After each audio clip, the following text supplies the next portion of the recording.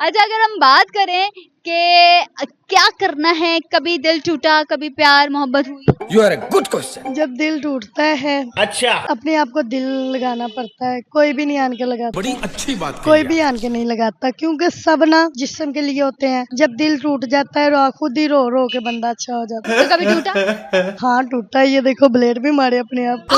माफ करे, दिखाओ जरा। कौन है ये लोग? ये कहाँ चेक से आते हैं? करिए, दिल नाकाम आशिकी और दिल टूटने के बाद अपने हाथों पे ब्लेड मार लिया, क्यों? बस गुस्सा चढ़ा हुआ है। तो गुस्सा उस पे निकालना था ना, अपने ऊपर क्यों जब होना पीटना फिर ब्लेड ही मारने, और क्या करना।